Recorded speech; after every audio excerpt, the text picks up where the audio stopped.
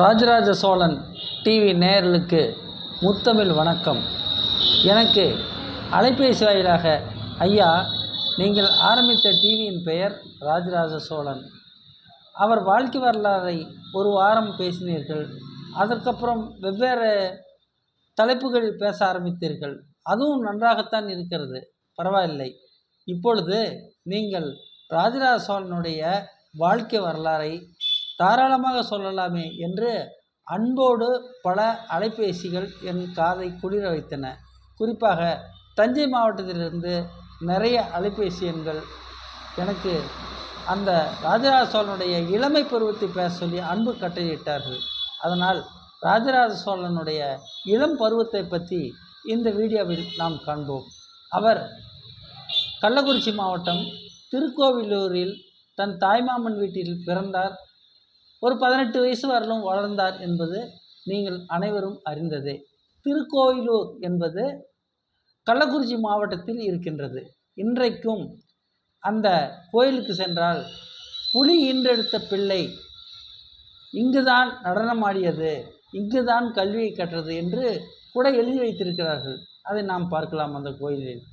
சரி, இப்பொழுது அவருடைய இளம் பருவத்தை அவர் எப்படி கழித்தார்? அவருக்கு ஒரு 6 வயசு இருக்கும்போது அவர் யானைப்படை, குதிரைப்படை, ஒட்டகப்படை, காலாட்படை இந்த மாதிரி மங்கள வாத்தியங்கள் முழங்க ஊர் ஜனங்கள் ஒன்று கூடி வேடிக்கை பார்க்க உபாத்தியாயர் என்று சொல்லக்கூடிய தமிழ் ஆசிரியர்களிடம் அவர் தமிழ் மொழி பாடம் கற்க அழைத்து செல்லப்பட்டார், யானை பரிவாரங்களுடன். இப்பொழுது அவர் அந்த விருந்தில் கலந்து கொண்ட பொதுமக்கள் ஏராளமான பேர் அறுசுவை விருந்தோடு சாப்பிட்டார்கள். ராஜராஜ சோழன் பட்டு சட்டை, பட்டு அங்கஸ்தரம் என்று அவர் அணிவிந்து ஆசிரியரிடம் முதலாக ஆவண்ணாவை கற்றுக்கொள்ள சென்றார். ஒரு அரண்மனை, அந்த அரண்மனை இப்பொழுது இல்லை, இடிந்துவிட்டது. அந்த அரண்மனையின் கீழே ஒரு அரச மரத்து அடியில் அவரை போன்று சில மாணவர்கள் அங்கே படித்து கொண்டிருந்தார்கள். உபாத்தியாயர் என்ற வாத்தியார் அந்த மாணவர்களுக்கு தமிழ் மொழி வழி கல்வியை சொல்லிக் கொடுத்து கொண்டிருந்தார். ராஜராஜ சோழன் மங்கள வாத்தியம் முழங்க ஊர் ஜனங்கள் ஆசீர்வாதத்தோடு, தன் தாய் தந்தையருடைய ஆசீர்வாதத்தோடு அந்த அரசமார்த்தடியிலே முதலாக அ ஆ இ ஈ என்ற தமிழ் மொழியை அவர் கற்றறிந்தார். சரி, அப்பொழுது காலங்கள் ஓடிக்கொண்டிருந்தது. அது பள்ளியில் சேரும்போது அவருக்கு 7 வயது தான் இருக்கும். அவரை தேடி அம்புக்குறிகள் வந்த வண்ணமே இருந்தது. அதாவது சோழ சாம்ராஜ்யத்தில் அடுத்த அரசர் யார் என்ற போட்டி இருந்தது. அதனால தான் பக்குவமாக பேரரசர் திரு சு. ராஜராஜ சோழன் அவர்களை கள்ளக்குறிச்சி மாவட்டத்தில் உள்ள திருக்கோவிலூரில் பாதுகாப்பாக அவரை வளர்த்தார்கள். அது பாதுகாப்பு மெய்க்காவலராக அவருடைய உடன்பிறந்த சகோதரி குந்தவை உடனிருந்தார். சரி, அவருக்கு இப்பொழுது 18 வயது ஆகிவிட்டது.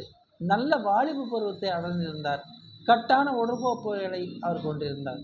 சரி, அவர் காலையில் எழுந்தவுடனே ஒரு போர் வீரர் கையை இப்படி தலைமையிலே வைத்து கொண்டு, இந்த பக்கம் 50 கிலோ பொறுமானமுள்ள போர் வீரன் தொங்குவான், இந்த பக்கம் 50 கிலோ பொறுமானமுள்ள போர் வீரன் தொங்குவான். அப்படியே அகழிகள் மேலே உள்ள மதில் சுவரில் அவர் ஓடிக்கொண்டே இருப்பார். கிட்டத்தட்ட ஒரு 6 மைல் தூரம் ஓடுவார். அப்படியே பின்னோக்கி காலை வைத்து மறுபடியும் வருவார். அதே மாதிரி வந்து முடித்த உடனே அவருக்கு ஒரு 2 லிட்டர் பாலை காய்ச்சி அதில் எலுமிச்சம்பழத்தை பிழிந்து விட்டு நாட்டுக்கோழி முட்டையை அதில் உடைச்சி ஊற்றி, அப்படியே எலுமிச்சம்பழம் பிழிந்த உடனே பால் தனியாக வந்துவிடும், தண்ணீர் தனியாக வந்துவிடும். அந்த தண்ணீரை இருத்துவிட்டு அவர் காலை உணவாக அவருடைய சகோதரி குந்தவை அவர்கள் அதை சாப்பிட தருவார்கள். அதுதான் அவருடைய காலை உணவாக இருந்தது. சரி, ஈட்டி சண்டை, வாள் சண்டை, சிலம்பு சண்டை, குத்து சண்டைன்ட்டு அதற்கப்புறமும் அவர்களுக்கு உடற்தியாக பயிற்சியுடன் பல பயிற்சிகள் நடைபெறும். அந்த பயிற்சி முடிஞ்ச உடனே மதியம் சாப்பாடு அவருக்கு அரச மரத்தை விதை எடுத்து அதை இடித்து பொடியாக்கி மூங்கில் நெல்லை பொறுக்கி கொண்டு அதை இடித்து அரிசியாக்கி மண்பானையில் அதை சோறாக்கி அந்த வாழை இலையிலே போட்டு அந்த சாதத்து மேலே நெய்யை ஊற்றி இந்த அரச மரத்து விதையை எடுத்து அதில் போட்டு அவரை பிணைந்து சாப்பிட சொல்வார்கள். பல வகையான வெஜிடேரியன் அவருக்கு தரப்பட்டது, சைவ உணவுகள் அவர் பரிமாறப்பட்டது. அவர் அழகாக சாப்பிடுவார். அது மதிய உணவாக இருந்திருக்கிறது. மாலை இரவு உணவு அவருக்கு கம்மங்களி, சோளக்களி, கேழ்வரகு களி, சாமைக்களி, திணைக்களி என்று தமிழனின் அத்தனை உணவு வகைகளும் பரிமாறப்பட்டது. அப்பொழுதும் அவர் சைவ உணவை தான் அவர் விரும்பி சாப்பிட்டதாக வரலாறு நமக்கு போதிக்கிறது. இந்த விஷயத்தை அவர்களுடைய உறவினர்கள், அதாவது ராஜராஜ சோழனுடைய மாமா மச்சான் எப்படி இருக்கிறார்கள், அவர்கள்தான் அதை இப்பொழுதும் பறைசாற்றுகிறார்கள். காது வழி செவி வழியாக காலங்காலமாக வந்தது. இன்றும் அவர்கள் அதைத்தான் சொல்லுகிறார்கள். கிட்டத்தட்ட அவருடைய பங்காளி அவரை கொல்ல வேண்டும் என்ற நோக்கத்திலே தஞ்சாவூரில் இருந்த காரணத்தால் தன் தாய்மாமன் வீட்டிலே அவர் அமைதியாகவும் அழகாகவும் படித்தவராகவும் போர் பயிற்சி திறன் கொண்டவராகவும் ஏழை மக்களோடு பழகுபவர்களாகவும் தன் வாழ்நாளையே அவர் தன்னை அர்ப்பணித்து கொண்டார். பல ஏழைகளோடு அவர் பழகக்கூடிய சூழ்நிலையை அவர் உருவாக்கி கொண்டார். பின்னாளில் ஏழைப்படும் கஷ்டத்தை அறிந்து கொண்டு அவர் பள்ளி கல்வியை உலகத்திலேயே முதலாக கல்வியை தமிழ் கல்வியை கொண்டு வந்தது அவர்தான்.